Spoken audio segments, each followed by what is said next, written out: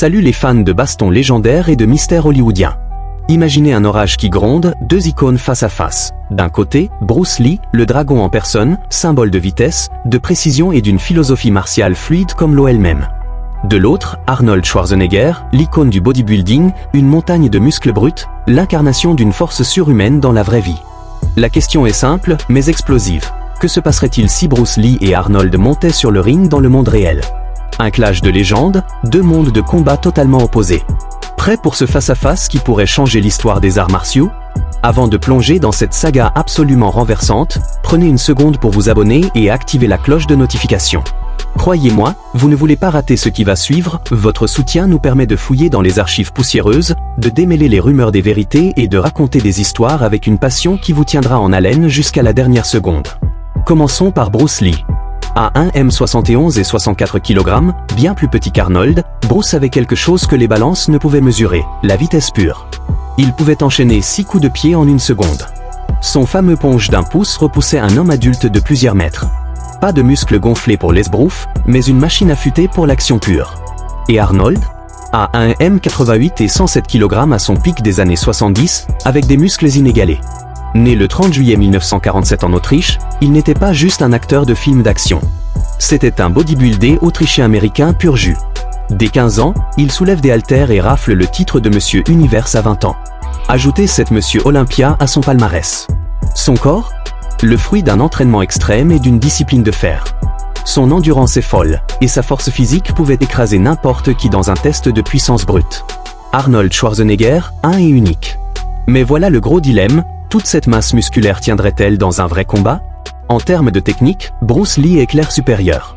Il maîtrisait le Wing Chun, la boxe, l'escrime, et avait même créé le Jeet Kune Do, une philosophie de combat adaptative qui a influencé des fighters pro partout dans le monde. Pendant ce temps, Arnold, malgré sa discipline physique incroyable, n'avait aucun background compétitif en arts martiaux. Le combat n'est pas que technique, hein? Le facteur physique compte pour beaucoup. Arnold a une force brute démente. Une seule prise pourrait stopper net un adversaire. Si Bruce se retrouvait coincé en clinch ou au sol avec Arnold, ce serait du sérieux. Pourtant, Bruce ne combattrait jamais comme ça. Comme un striqué face à un géant grapplé, il miserait sur la distance, la vitesse et le timing. Mais ne vous y trompez pas, Arnold n'est pas qu'un bodybuilder. C'est un bosseur acharné avec un mincet d'acier. Quelqu'un habitué à endurer la douleur, la pression et une discipline extrême. Dans un street fight, sa capacité à encaisser pourrait forcer Bruce à attaquer encore et encore avant de le faire tomber pour de bon. Un vrai combat entre Bruce Lee et Schwarzenegger n'a jamais eu lieu. Ni dans la vraie vie, ni même au grand écran. Mais on peut imaginer à quoi ça ressemblerait quand une montagne de muscles affronte un maître du Jeet Kune Do dans un ring réel. Pour un aperçu de ce clash, regardez la bataille qui se déroule dans la vidéo ci-dessous. Ensuite, on voit un moment où un bodybuilder massif affronte un fighter pro 2 fois plus petit. Les styles de combat de Bruce Lee et Arnold peuvent aussi être observés dans le combat entre Roy Nelson et Antonio Silva. Nelson atterrit son fameux punch de la main droite puissante, puis enchaîne avec du ground and pound pour une victoire KO incroyable. La nature flexible et équilibrée de l'eau est devenue la philosophie de vie de Bruce Lee, qui reste populaire à ce jour. L'eau est l'équilibre. L'eau cherche simplement son chemin du mieux qu'elle peut. L'eau s'adapte et endure toujours. Même au calme, l'eau érode lentement son entourage. Les arts martiaux de Bruce Lee ont des mouvements comme l'eau. Conçus pour la vitesse, la puissance et la défense. Ils peuvent vaincre n'importe quel adversaire. Le Jeet Kune Do créé par le légendaire Bruce Lee est plus qu'un art martial. C'est une philosophie profonde qui transcende les frontières traditionnelles. Plutôt que de s'en tenir à un seul style, le JKD intègre les éléments les plus efficaces de diverses disciplines. Cela aboutit à des techniques pratiques adaptées au combat de rue ou à la vraie self-défense. La combinaison unique de compétences martiales et de profondeur philosophique fait du Jeet Kune Do une révolution dans le monde des arts martiaux.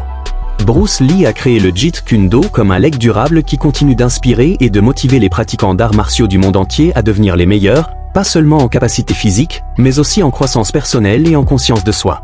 Bruce Lee a combiné les divers backgrounds martiaux qu'il avait. Le Jeet Kune Do n'a pas de structure fixe et continue d'évoluer. La chaleur. La chaleur. Ce duel hypothétique? Un test fascinant des contrastes. L'improvisation contre la discipline, l'endurance contre la puissance explosive, l'humour tactique contre la technique pure. Imaginez Bruce avec ses cascades qui défient la mort et son génie pour transformer un balai en arme face à Arnold dont les frappes puissantes et efficaces peuvent mettre fin à un combat en quelques secondes. On va analyser leur style, leurs forces et leurs faiblesses à travers 3 rounds fictifs dans des environnements variés. Une cour chinoise traditionnelle, un espace ouvert et un décor urbain rempli d'objets. Qui l'emportera? La créativité imprévisible de Bruce ou la force remarquable d'Arnold? Likez cette vidéo et partagez-la avec vos amis fans de Kung Fu pour qu'ils rejoignent le débat. Préparez-vous pour un voyage dans l'univers des arts martiaux et du cinéma d'action. Round 1, la cour chinoise traditionnelle eut l'avantage de la fluidité. Le combat s'ouvre dans une cour remplie de bancs, de poteaux en bambou et d'objets divers, le terrain parfait pour Bruce. Il utilise l'environnement à son avantage, sautant par-dessus les bancs et saisissant un poteau en bambou pour se défendre. Il esquive les attaques avec une agilité digne d'un maître, lançant des coups depuis des angles imprévisibles. Arnold, fidèle à sa force brute, lance une série de punches lourds et de grabs, cherchant à briser la mobilité de Bruce avec sa masse. Mais Bruce, avec ses réflexes fulgurants, esquive la plupart des frappes, contre-attaquant avec des coups de pied et des mouvements qui déstabilisent Arnold. Ce round montre la capacité de Bruce à survivre aux attaques explosives d'Arnold, tout en frustrant ce dernier par son style insaisissable. Avantage à Bruce, la fluidité de l'eau érode la roche fixe. Round 2, l'espace ouvert, la puissance de l'endurance. Dans un espace dégagé, les avantages environnementaux de Bruce s'estompent. Arnold domine avec sa force supérieure. Ses combinaisons lourdes s'enchaînent sans faille. Des punches fluides passent à des grabs avec une efficacité mécanique. Bruce encaisse quelques coups, mais sa résilience forgée par des années d'entraînement lui permet de rester debout. Sa formation en Jeet Kune Do se voit dans sa façon d'absorber les impacts et de maintenir une défense active. Arnold contrôle ce round, mais Bruce évite un KO grâce à sa ténacité. Ce contraste entre la précision de Bruce et l'endurance d'Arnold rend le combat captivant. Avantage à Arnold, la montagne absorbe et contre-attaque. Round 3, le décor urbain, le chaos de l'adaptation. Le dernier round se déroule dans un environnement urbain rempli de rampes, de poubelles et d'objets divers, le terrain de jeu parfait pour Bruce. Il s'adapte immédiatement, utilisant des rampes pour des attaques aériennes et transformant des objets en armes improvisées. Arnold doit diviser son attention entre attaquer et se défendre contre ces menaces imprévisibles. L'endurance d'Arnold devient cruciale tandis que Bruce reste dangereux avec ses techniques explosives. Bruce maintient la pression, orchestrant un chaos contrôlé.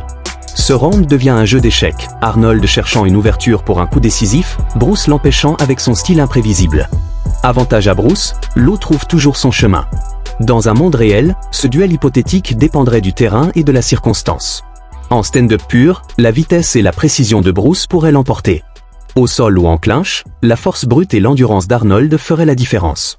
Mais au-delà du physique, c'est la philosophie de Bruce, soit comme l'eau, qui transcende. Un leg qui inspire non seulement des fighters, mais des générations entières à équilibrer corps et esprit. Arnold, avec sa discipline de fer, prouve que la force forge les empires.